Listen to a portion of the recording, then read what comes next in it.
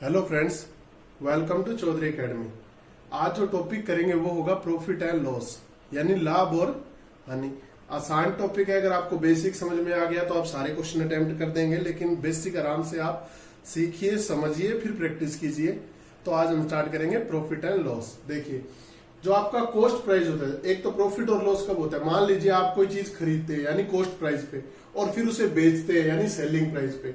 जब आपका cost price यानी अगर आपका सीपी यानी कॉस्ट प्राइस है वो अगर सेलिंग प्राइस से कम है तो आपको लाभ होता है। मान लीजिए आपने 100 रुपए की चीज खरीदी, 120 रुपए में बेच दी, तो अब आपको क्या लाभ हो रहा है या नहीं हो रहा है? ये तो हर किसी को पता है आपको क्या हो रहा है, लाभ हो रहा है। और अगर वही चीज आप इसका सेलिंग प्राइस मान लीजिए आपने रख दिया 80 रुपए, तो अब आपको क्या हो रहा है, लॉस हो रहा है। यहां तो प्रॉफिट हो रहा था, यहां क्या रहा है, आपको लॉस हो रहा है। तो समझ में आया प्रॉफिट एंड लॉस। यानी अगर आप 100 रुपए की चीज आपने खरीदी और उसको 120 रुपए में आके बेच दी तो आपको प्रॉफिट हो रहा है। अगर आपने वही चीज 80 रुपए में बेची तो आपको क्या हो रहा है, लॉस हो रहा है। मान लीजिए मैं कोई कार लेता हूं, मैंने 8 लाख रुपए की कार ले ली, कोई 8 लाख रुपए की कार ले ली, कोई भी। समझ में आ गया आपको? अब आपने क्या किया कि आपको वो गाड़ी पसंद नहीं है। आप क्या किया कि वो गाड़ी आपको पसंद बिल्कुल भी नहीं है, आप कहते थे मुझे ये गाड़ी रखनी नहीं है। तो अब आप क्या करेंगे कि मेरे को ये गाड़ी बेचनी है। क्या करनी है, आपने बोल दिया कि मेरे को ये गाड़ी बेचनी ही बेचनी है, मैं ये गाड़ी रखना नहीं चाहता। तो अब क्या करेंगे आप? अब आप क्या करेंगे, अब आप इसको क्या कीजिए कि मेरे को ये गाड़ी हाथों हाथ बेचनी, लेकिन ये 6 लाख रुपए की बिकेगी। समझ में आ गई? अब आपको कितने की बेचनी है, 6 लाख रुपए की। तो अब आप इसको 6 लाख रुपए में बेच रहे हैं, तो आपको क्या हो रहा है, ये हानि हो रही है। क्या हो रही है, हानि यानी लॉस। यानी 8 लाख में खरीदी और 6 लाख में बेच दी, क्योंकि सेलिंग प्राइस आपने बहुत कहा कि मेरी ब्रांड न्यू कार है, मैंने एक दिन भी नहीं चलाई, लेकिन सेलिंग प्राइस 6 लाख ही था, तो आपको 2 लाख रुपए का नुकसान हो गया। इसी चीज को हम प्रॉफिट एंड लॉस में पूरा पढ़ेंगे। यही चीज होती है, अगर आपका सेलिंग प्राइस ज्यादा है तो आपको लाभ होगा, और अगर आपका सेलिंग प्राइस कम है किसके कंपैरिजन में, कॉस्ट प्राइस के, तो आपको क्या होगा, यानी अगर आपका सेलिंग प्राइस कम है तो आपको हानि होगी, और अगर सेलिंग प्राइस ज्यादा है तो आपको लाभ होगा। अब आप क्या करेंगे, मान लीजिए कोई भी चीज आप 100 में खरीदते हैं या कुछ में भी खरीदते हैं, जैसे इसी में बताऊंगा कि आपने 100 रुपए में कोई चीज खरीदी, ये इसका कॉस्ट प्राइस है और ये इसका सेलिंग प्राइस है। मान लीजिए आपको बोल दिया कि जो सेलिंग प्रॉफिट है, यानी आपको जो प्रॉफिट दे रखा है वो 22% दे रखा है, मान लीजिए। अब आपसे सेलिंग प्राइस पूछ लिया जाए तो आसानी से नहीं पता, 100 रुपए की चीज थी, 22% का लाभ हो रहा है। 100 का 22 कितना होता है, 22 ही होता है। तो 100 + 22 यानी कितना हो गया, 122 रुपए आपका सेलिंग प्राइस है। तो इससे हमने क्या सीखा कि अगर आपका कॉस्ट प्राइस ज्यादा है किससे, सेलिंग प्राइस से, तो आपको यहां पर क्या होगा, लॉस। और अगर आपका कॉस्ट प्राइस कम है किससे, सेलिंग प्राइस से, तो आपको क्या होगा, प्रॉफिट। आपको क्या होगा, प्रॉफिट होगा। समझ में आ गई? ये दो चीजें आप ध्यानपूर्वक देख लीजिए। अब इसके फॉर्मूले भी होते हैं। एक चीज हमेशा याद रखना, जब भी लाभ या हानि निकाले यानी प्रॉफिट एंड लॉस निकाले, वो हमेशा कॉस्ट प्राइस पे ही निकाला जाता है, यानी कॉस्ट प्राइस पे। इसमें एक अपवाद होता है, कुछ डीआई में क्वेश्चन दे दिए जाते हैं। किसमें, डीआई के अंदर दे दिए जाते हैं कि डीआई में कि आप जो लाभ या हानि निकालेंगे ना वो विक्रय मूल्य यानी कि सेलिंग प्राइस पे निकाले, तो वो अपवाद होते हैं। ज्यादातर डीआई के अंदर वो पूछे जाते हैं, ज्यादातर क्या होगा, आपको कॉस्ट प्राइस पे ही लाभ या हानि निकालना है। अब इसका फॉर्मूला क्या होता है, परसेंटेज। अगर आपको लॉस निकालना है तो आप यहां पर लॉस लिख दीजिए, और नीचे क्या लिख लीजिए, आप यहां पर सीपी यानी कॉस्ट प्राइस, और 100 से मल्टीप्लाई कर दीजिए। अगर प्रॉफिट निकालना है तो आप यहां पर प्रॉफिट लिख दीजिए, यहां पर सीपी लिख दीजिए यानी कॉस्ट प्राइस, और 100 से गुणा कर दीजिए। समझ में आ गया? लॉस कैसे निकालते हैं, लॉस निकालेंगे cost price minus selling price, और प्रॉफिट निकालना है, प्रॉफिट निकालने के लिए क्या करेंगे, selling price minus cost price. समझ में आ गया? ये कुछ फॉर्मूले थे, वैसे हर स्टूडेंट को पता होता है, लेकिन मेरा बताना जरूरी था। अब हम थोड़े थोड़े बेसिक क्वेश्चन से स्टार्ट करेंगे और फिर हार्ड क्वेश्चन की तरफ चलेंगे। समझ में आ रहा है ना आपको? चलिए पहले 3-4 क्वेश्चन बेसिक करेंगे ताकि आपका पूरा माइंड है ना जो क्लियर हो जाए। पहला क्वेश्चन आ गया, मान लीजिए कि क्रय मूल्य आपको क्या दे रखा है, क्रय मूल्य यानी कॉस्ट प्राइस 200 रुपए, और आपको दे दिया कि लाभ प्रतिशत 20%, तो आपको निकालना है लाभ व विक्रय मूल्य। देखिए कॉस्ट प्राइस लिख लीजिए, सेलिंग प्राइस लिख लीजिए। आपको क्या दिया, क्रय मूल्य यानी कितना दिया हुआ, 200 रुपए। कितना दिया, 200 रुपए। आपको क्या निकालना है इसका, 20% आपको दे रखा है, ऊपर दे दीजिए लाभ। अब आपको पता होगा 20% कितना होता है 200 का, 40 रुपए। ये तो निकालना आता होगा, 200 का 20 कितना होता है, 100, 40 रुपए। समझ में आ गया। तो ये कितना हो गया, 40 रुपए नीचे हम लाभ लिख देंगे यानी 40। तो अब सेलिंग प्राइस कितना होगा, 200 क्रय मूल्य था, तो सेलिंग प्राइस कितना होगा, 240 रुपए। ये बेसिक था पहला। अब नेक्स्ट बेसिक की तरफ चलते हैं। बस आप 5-4 छोटे छोटे बेसिक क्वेश्चन देख लीजिए, आपको आसानी सारा समझ आने लग जाएगा। समझ में आ गया। अब आपको क्या दे दीजिए,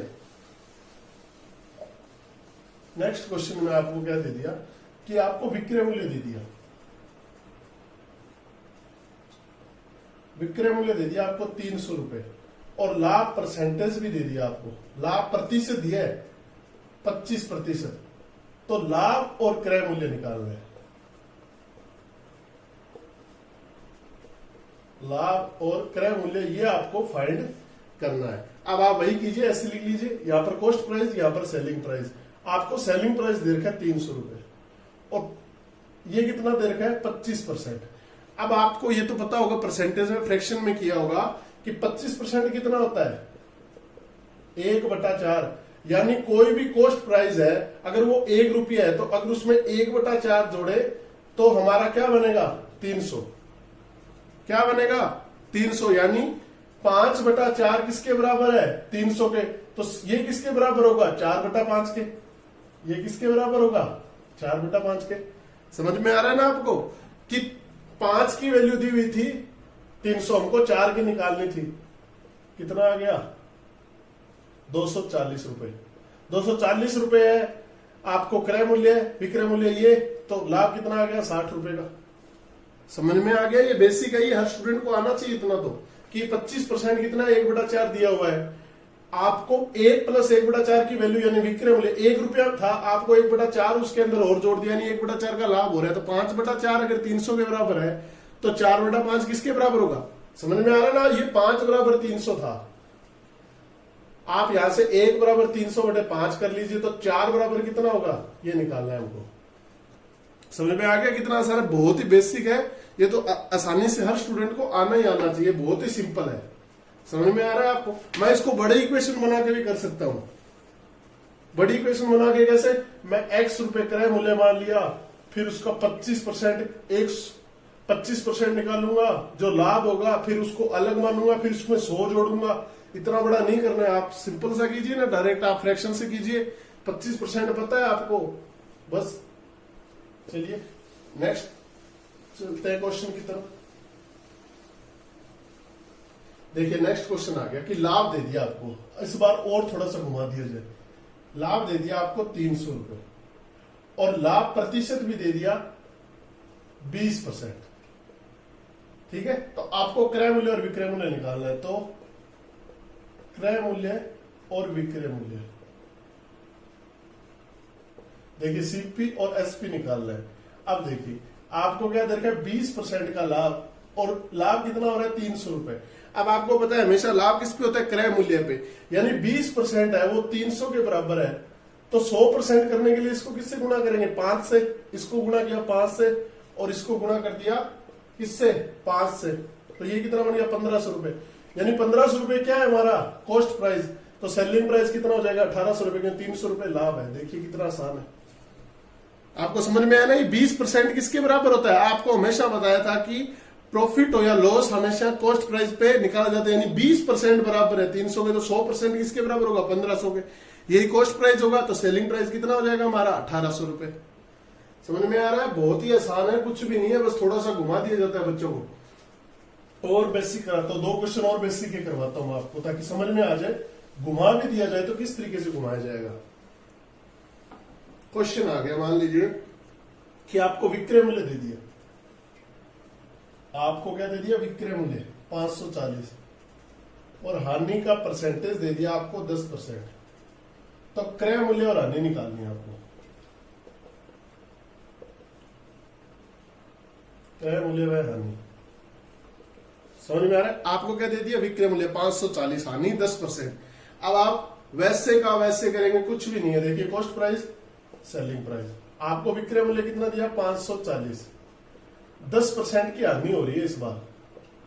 अब आपको क्या समझ में आया, इस चीज का हमेशा एग्जाम में ध्यान रखिए कि हानि हो रही है, प्रॉफिट हो रहा है, यानी लॉस हो रहा है, प्रॉफिट। इससे बच्चे जल्दबाजी में ध्यान नहीं देते और गलत कर बैठते। ऑप्शन में वो दोनों चीज देता है, 10% प्रॉफिट वाला भी देता है और 10% हानि वाला भी देता है। बच्चे जल्दबाजी में जो समझते हैं और आधे बच्चे गलत कर बैठते हैं, इसलिए मैं आपको बता रहा हूं कि ये गलती आप ना करें।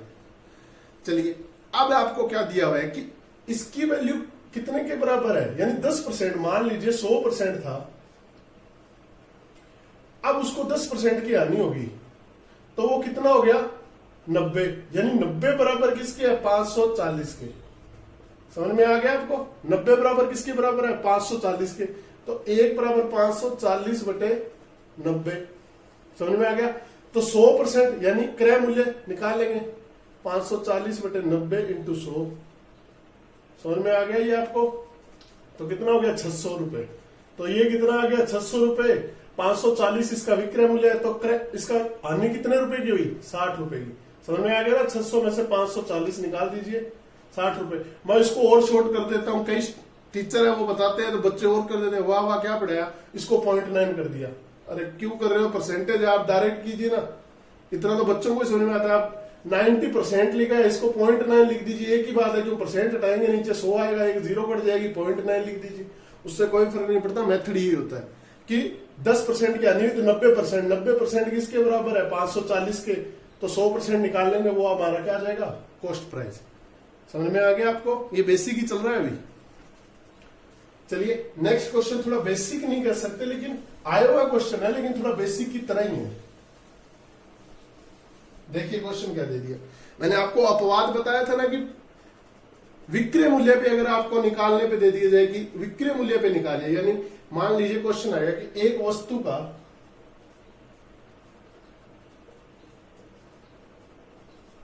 क्रय मूल्य पर 40% का लाभ होता है। कितने प्रतिशत का 40% का लाभ होता है, तो लाभ प्रतिशत क्या होगा, लाभ प्रतिशत क्या होगा जब बिक्री पर गणना की जाए, जब बिक्री पर गणना की जाए। अब आपको क्या दिया हुआ था कि इसमें बोल रहा है कि सेलिंग प्राइस पे लाभ निकालिए। आपने मान लीजिए कॉस्ट प्राइस है 100 रुपए, आपको क्या निकालिए सेलिंग, 40% का लाभ हो रहा है, तो 100 का 40 यानी प्लस 40 कितना हो जाएगा 140। अब ये बोल रहा है कि जो लाभ है ना उस पे कितना हो रहा है, तो लाभ का क्या है आपको, लाभ यानी सेलिंग प्राइस पे निकालना है, तो 140, लाभ कितने का हो रहा है 40 बटा 140 इंटू 100, इस तरीके से निकालेंगे। ये कितना हो गया 2/7, 1/7 हो रहा है 14 से 2/7%, तो 2 हो जाएगा 28 से 4/7% का लाभ हो रहा है, इस तरीके से। क्योंकि इसने कह दिया बिक्री पे गणना कीजिए। अगर नॉर्मल करते ना, नॉर्मल करते मतलब 40/100 करते, इस तरीके से। समझ में आ गया ना आपको, लेकिन इसने विक्रय मूल्य पे कह दिया कि बिक्री पर गणना की जाए। समझ में आ गया आपको, ये बेसिक समझ में आ गया आपको। अब चलिए मेन क्वेश्चन की तरफ चलते हैं कि क्वेश्चन आते कैसे एग्जाम में।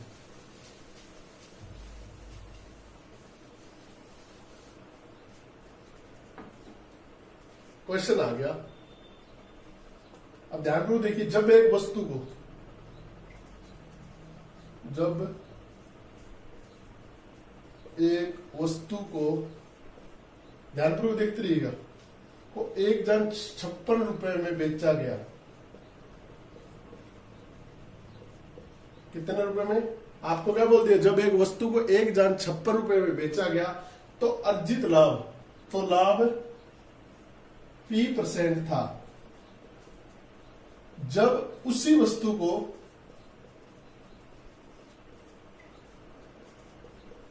1242 रुपए में बेचा गया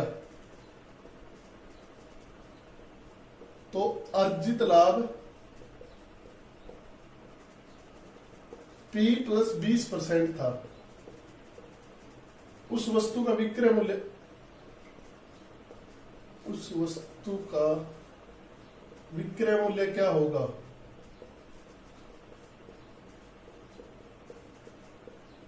यदि उसे 60% लाभ पर बेचा जाए।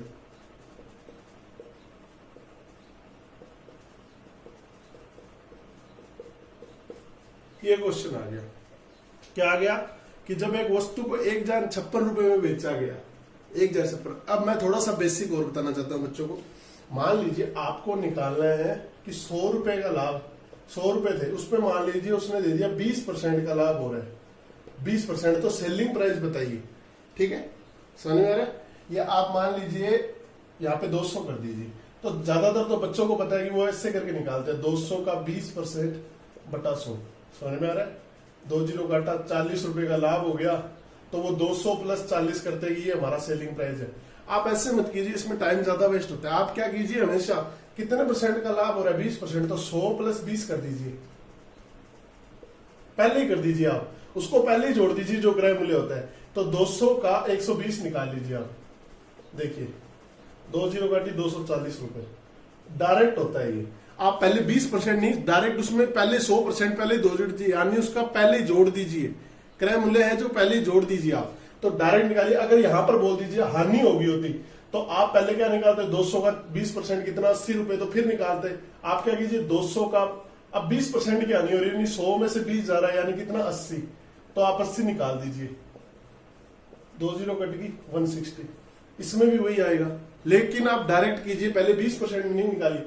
आपको अगर प्रॉफिट दिया तो 100 में वो जोड़ के फिर डायरेक्ट निकालिए, अगर लॉस दिया तो 100 में से घटाकर डायरेक्ट निकालिए। समझ में आ गया आपको। चलिए इस क्वेश्चन की तरफ चलते हैं।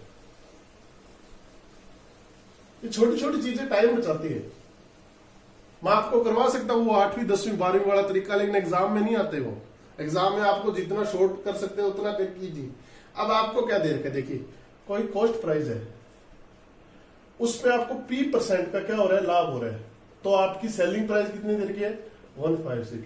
वही कॉस्ट प्राइस सेम है, लेकिन इस बार लाभ हो रहा है P प्लस 20%, और आपका क्या है, 1242 रुपए।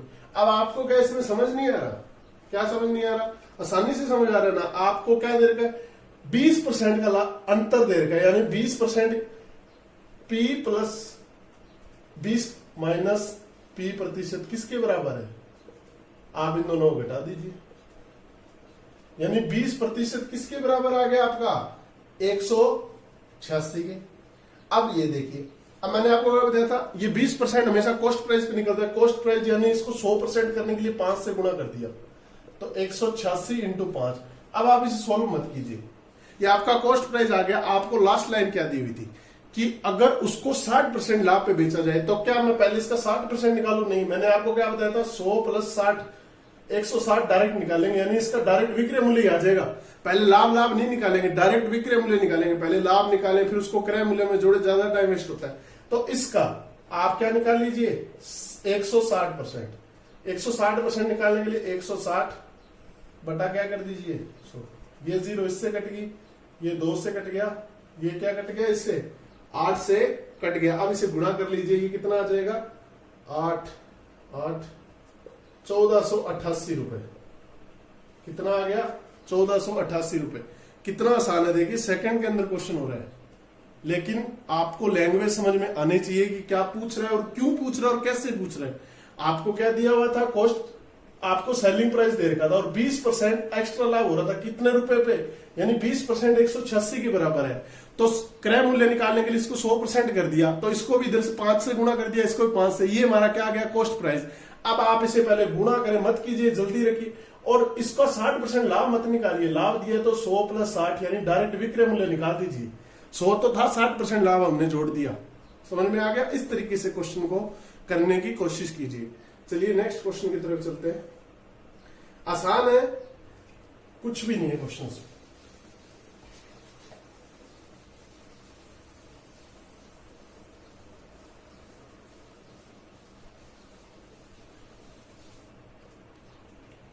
क्वेश्चन आ गया कि एक दुकानदार ने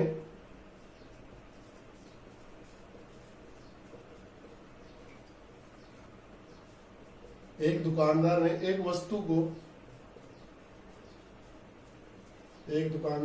वस्तु को 8% की हानि पर बेचा। समझ में आ गया? 8% का लाभ अर्जित करने के लिए उस वस्तु को किस मूल्य पर बेचे? 8% का लाभ कमाने के लिए उस वस्तु को कितने मूल्य पर बेचे, ये बोल दिया उसने। ठीक है कि एक दुकानदार ने एक वस्तु को 8% की हानि पर बेचा। अगर वो 8% की लाभ पर बेचना चाहे तो सबसे पहले मैंने आपको क्या बताया था, देखिए कॉस्ट प्राइस, सेलिंग प्राइस। देखिए मान लीजिए कॉस्ट प्राइस 100 है, 8% की हानि हो रही है, इसको 8% की हानि हो रही है। तो अब क्या दे रखा है आपको, एक दुकानदार ने 8% की हानि पर इसे बेचा। कितने रुपए में, ये आपको लिखा है नहीं मैंने शायद क्वेश्चन में। 8% की हानि पर 1380 रुपए में बेचा।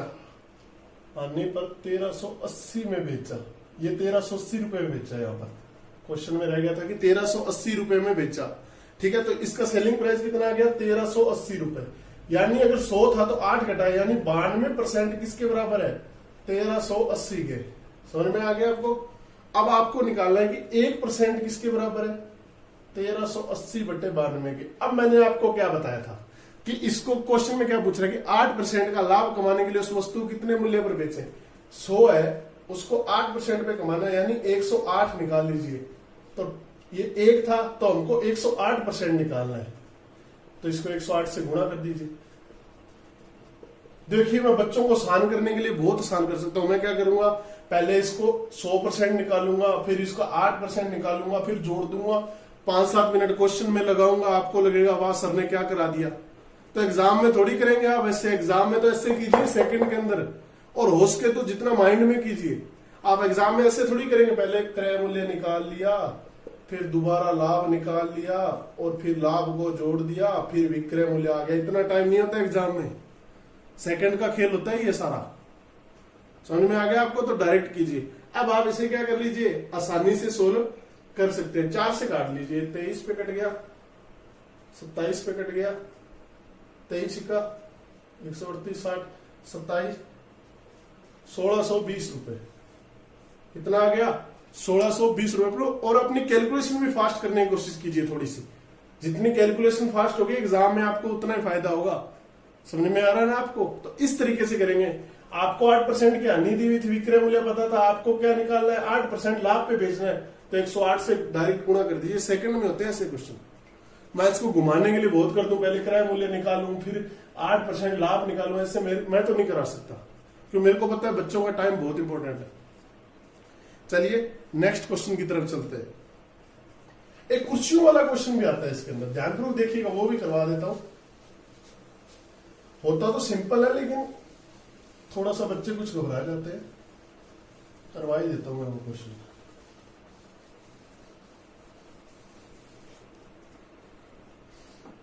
क्वेश्चन आ गया कि 11 कुर्सियां व 8, क्या क्वेश्चन आया,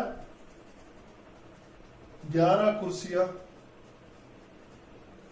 व 8 मेजों की कुल कीमत, आपको कुल कीमत कितनी दे रखी है, 9450 रुपीज। यदि एक कुर्सी की कीमत, यदि एक कुर्सी की कीमत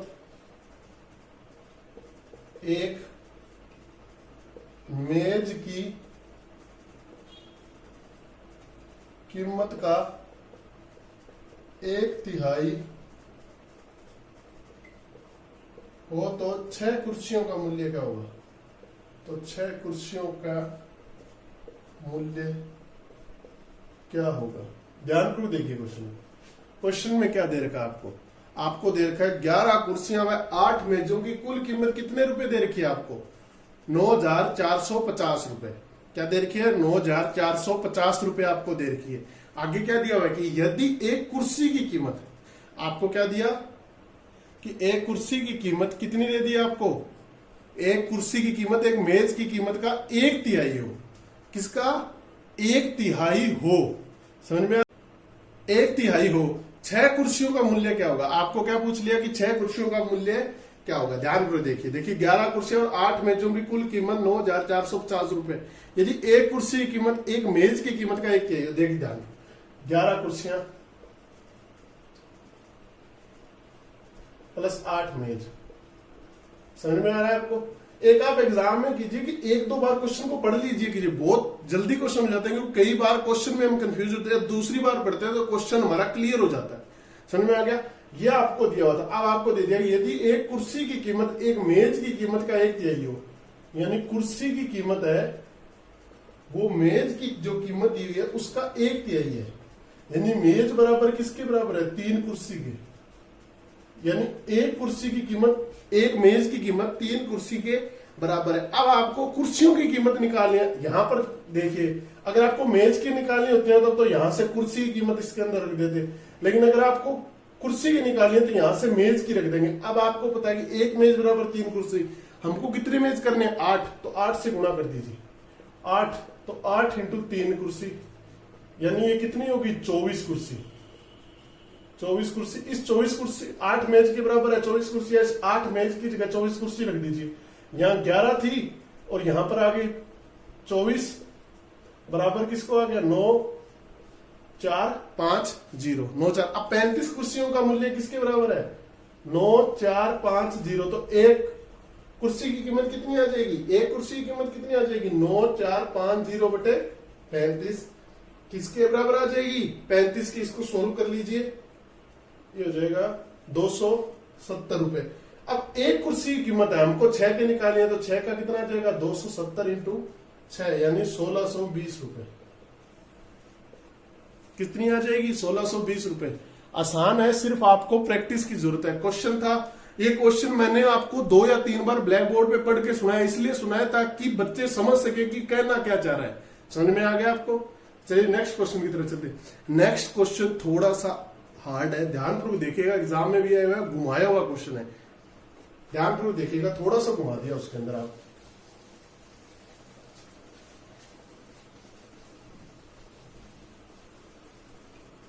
सिर्फ थोड़ा सा ध्यान दीजिएगा, और कुछ भी नहीं है, थोड़ा सा घुमाया है कि एक व्यापारी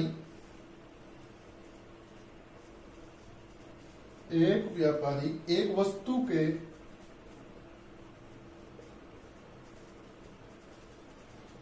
अंकित मूल्य पर 18% की छूट देता है और विक्रय मूल्य पर 10% टैक्स लगाता है। इस प्रकार उसे, समझ में आ रहा है? इस प्रकार उसे 12.75 रुपए का परसेंट का लाभ होता है, परसेंट का, रुपए का नहीं, का लाभ मिलता है। क्रय मूल्य से कितने प्रतिशत, ध्यान रखो, देखिए कितने प्रतिशत अधिक वस्तु का अंकित मूल्य था, वस्तु का अंकित मूल्य था। देखिए सबसे पहले अंकित मूल्य क्या होता है, बच्चों को मैं बाद में क्वेश्चन बताऊं, पहले अंकित मूल्य। आप कई बार किसी के पास जाते हैं शॉप पे, वो कहता है बस तेरे लिए छूट कर रहा हूं, मैं तो किसी और को देता है नहीं, ये 100 की है, तेरे लिए 80 में दे रहा हूं। वो कोई नहीं दे रहा होता। असल में क्या होता है कि वो चीज उसने, कोई दुकानदार ने किस में खरीदी होती है? 50 रुपए में। वो सबसे पहले क्या करता है? अंकित मूल्य, यानी उस चीज के ऊपर, उस कोई भी चीज है उस पर उसका अंकित मूल्य मान लीजिए 100 रुपए लिख दिया, मतलब उसने खरीदा तो 50 में था, लेकिन जो भी चीज है उसके ऊपर आपको एक्स्ट्रा पहले से बढ़ा के लिख दिया, कितना?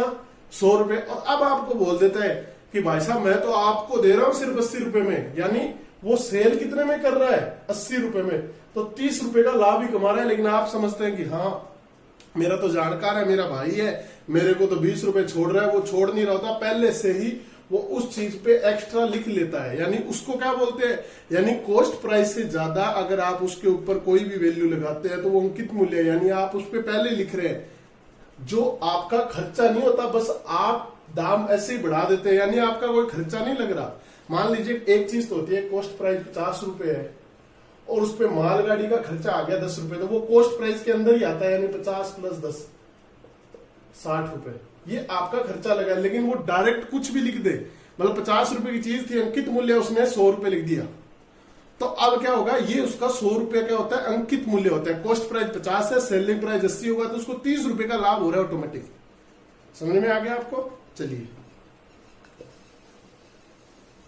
अब उसने क्या कहा कि एक व्यापारी एक वस्तु के अंकित मूल्य पर 18% की छूट देता है। देखिए, सबसे पहले आप मान लीजिए कि क्रय मूल्य क्या है, सीपी, कॉस्ट प्राइस 100 रुपए मान लिया, 100 मान ली। अब मैंने क्या माना कि अंकित मूल्य आ गया, तो अंकित मूल्य है जो मैंने उसको x मान लिया, अंकित मूल्य को क्या मान लिया, x मान लिया। अब आपको क्या दे रहा है कि उसके ऊपर वो, और जो विक्रय मूल्य हो रहा है ना, पहले तो अंकित मूल्य पर 18% की छूट देता है, छूट तो वो अपने आप देगा क्योंकि उसने पहले से ही रुपए बढ़ा के लिखे हुए, 18% की छूट देता है, और फिर विक्रय मूल्य पे 10% का टैक्स ले लेता है। ठीक है, तो इस प्रकार उसे 12.75 रुपए का लाभ होता है।